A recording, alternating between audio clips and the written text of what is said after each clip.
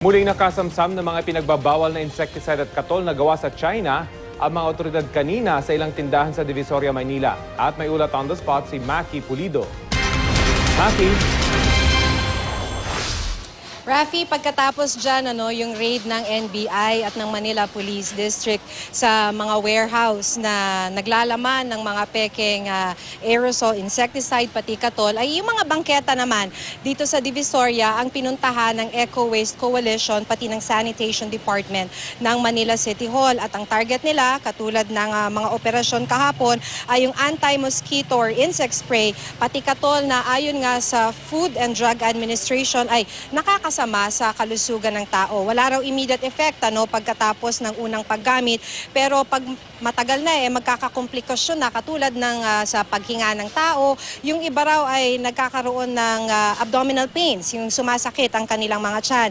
Sa mga bangketa dito sa Divisoria ay lantaran ang bentahan ng mga insecticide na ito na kumpiska ang aerosol spray na may pangalang Baulalyan at Butiki. Nasa listahan ito ng FDA na mga brand names na kanilang ipinagbabawal. Bale, all in all, there are 14 brand names na ayon sa FDA ay bawal dahil hindi man lang ito dumaan sa sabihin na natin laboratory test para makita kung ligtas itong gamitin ng mga tao. So, Butiki rin yung pangalan ng katol at ang nakikita dun sa likuran or dun sa may mismong aerosol can, pati dun sa box nila, ay made in China ang mga ito.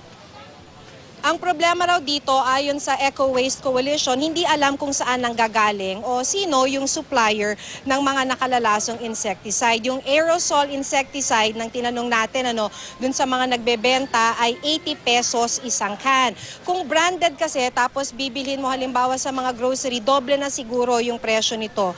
Wala yung mga may-ari sa mga tindahan, kaya kinumpis ka lamang yung mga ipinagbabawal na produkto at binigyan ng notice yung mga tindahan.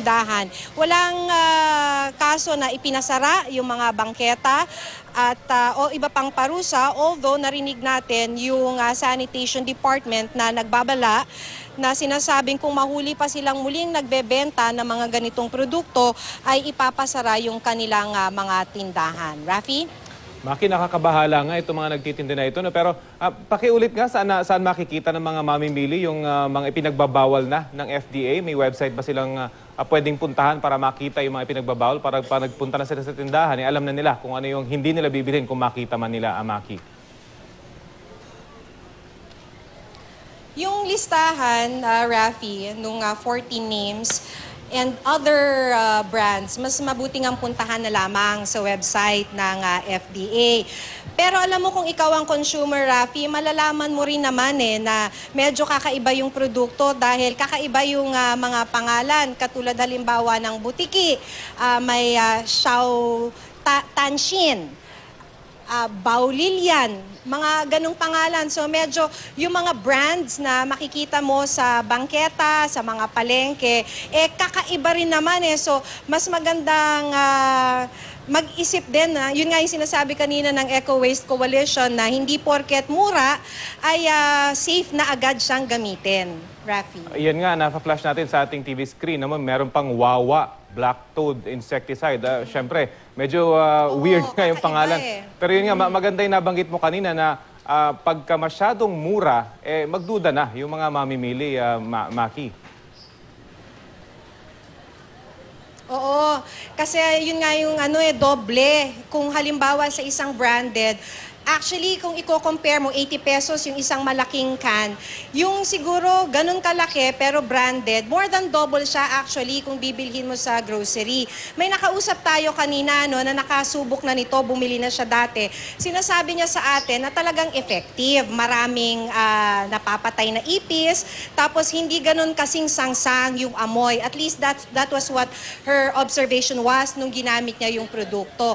Kaso nga lang, at ito yung babala rin ng FDA at sinasabi rin ng Eco Waste Coalition ay hindi kasi ito dumaan sa lab test, maraming mga chemical na inilagay sa mga insecticide na to at hindi natin alam kung ano yung magiging epekto sa atin, kung sumobra ba o kung talagang ipinagbabawal na yung mga chemical na yan, Rafi. Yun ang paalala siguro sa mga consumer, no?